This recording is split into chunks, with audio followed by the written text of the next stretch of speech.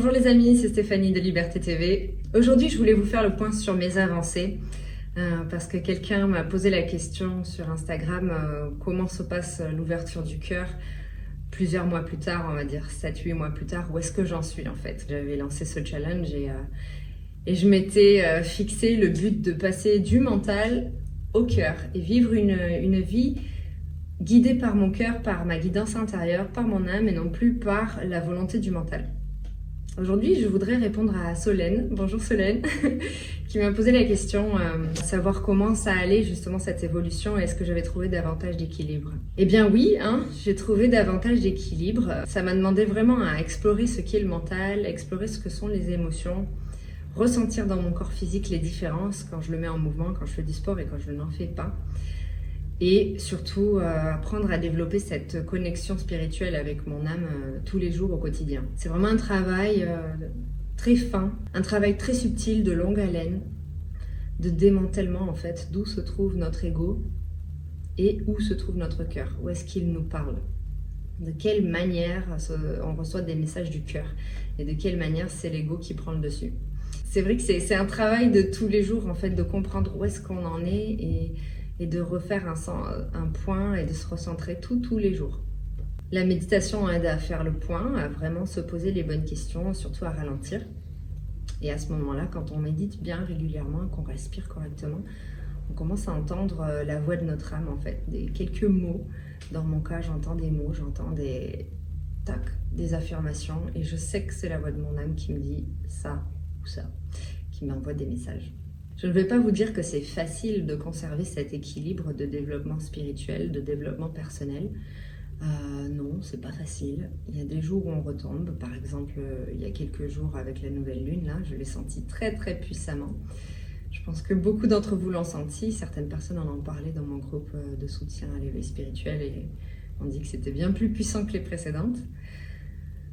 En bref, c'est vrai que tous les mois, surtout nous les femmes, on est amenées à devoir se poser ces questions-là et on ressent quand il y a un truc qui ne va pas.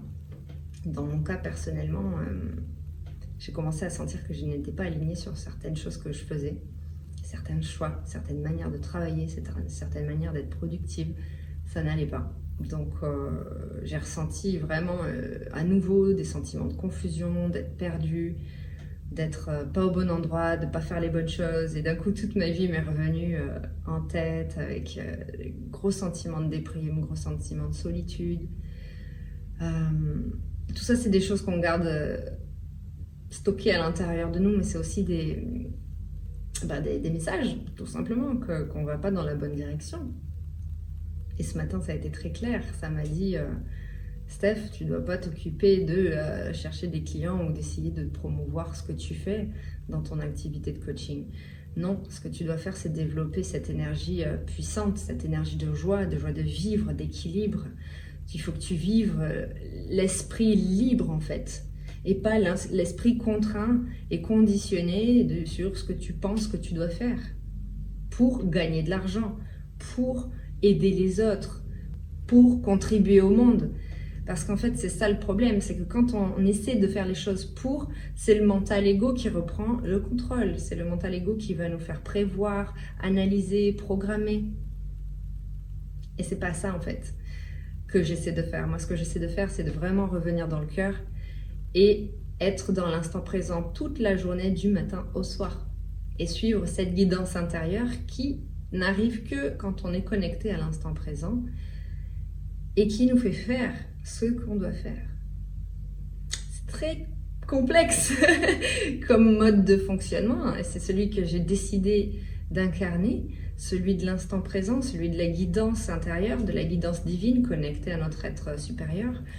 Mais c'est vrai que voilà, ça peut être épuisant parfois. La nouvelle lune récemment, ça n'a pas été évident pour moi, mais par contre, je suis revenue avec des nouvelles décisions. Déménager, arrêter une stratégie marketing que j'avais suivie, qui ne me correspond pas, qui n'est pas liée au cœur en fait, qui est plus dans la programmation, dans l'analyse, et c'est pas du tout ça que je veux. Donc voilà, ça m'a forcé à vraiment regarder ce que je faisais et qui me faisait me sentir désalignée, pas bien, perdue, et aller vers ce que je sais au fond de moi, ce qui est bon. Mais bon, c'est assez difficile de lâcher prise et de se dire, ok, donc je vais avancer professionnellement dans mon business sans trame, sans visibilité claire, sans objectif chiffré. C'est ça le plus dur. Le cœur, en fait, va nous guider. Mais notre mental, il est très, très dérangé parce qu'il n'arrive pas à savoir, ok, attends, tu veux t'engager, mais tu ne programmes pas des objectifs, tu ne programmes pas des chiffres. Mais comment tu vas faire? Tu sais pas, en fait. Tu vas dans le flou. Eh bien oui, c'est ça, en fait. Faire confiance à son âme et à notre mission d'incarnation, se reconnecter à cette mission d'incarnation, c'est aller dans le flou. En ayant bien sûr une vision de ce qu'on va obtenir, une vision de ce qu'on va atteindre, mais en faisant confiance, littéralement. Et c'est très drôle parce que dès que j'ai posé cette intention ce matin de revenir dans le cœur, parce que je m'étais décalée, j'étais revenue dans le mental, eh bien j'avais un message de quelqu'un qui voudrait se faire accompagner, qui voudrait travailler avec moi. Donc tout simplement ce que ça veut dire, c'est que l'univers vous apporte ce dont vous avez besoin au moment où vous prenez la bonne décision pour vous et au moment où vous vous réalignez avec l'intention d'incarnation de votre âme. Voilà. Donc Solène, l'équilibre, eh bien j'ai envie de te dire que oui, je l'ai trouvé, mais par contre je le perds rapidement. Donc il faut vraiment se recentrer très très régulièrement, rester assidu à une pratique de méditation, de respiration pour ressentir l'instant présent. Et j'ai envie de dire, le point, il faut essayer de le faire toutes les semaines. Où est-ce que j'en suis?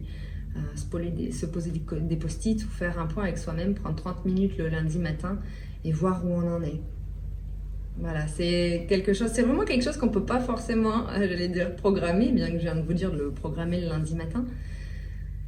Mais il faut revenir à cette conscience-là et revenir à ce point régulier où est-ce que j'en suis. J'ai envie de vous dire, de toute façon, la vie, elle vous force à faire ce point-là tous les mois avec la nouvelle lune, où plus on devient sensible aux énergies et plus on s'éveille spirituellement et plus on ressent des blocages antérieurs, des émotions qui sont là. Et ça veut dire qu'il y a quelque chose qui ne va pas et qu'il faut regarder. Donc, faire ressortir voilà, ce qui est du passé, ce qu'on ne veut plus, et aller vers l'inconnu, vers ce qui va nous faire du bien et ce qui va faire vivre notre âme. Voilà les amis, c'était le petit partage. En unité, on avance tous ensemble, de toute manière, vers ce chemin spirituel qui est bien sûr assez inconnu pour tous. J'ai juste envie de vous dire, continuez vos pratiques spirituelles, vos pratiques de yoga, vos pratiques de méditation, tout ce qui vous reconnecte à l'instant présent. Je vous embrasse très très fort. N'hésitez pas à rejoindre le groupe Facebook, je vous mets le lien dans la description ci-dessous. Et en attendant, je vous dis à très bientôt pour une prochaine vidéo.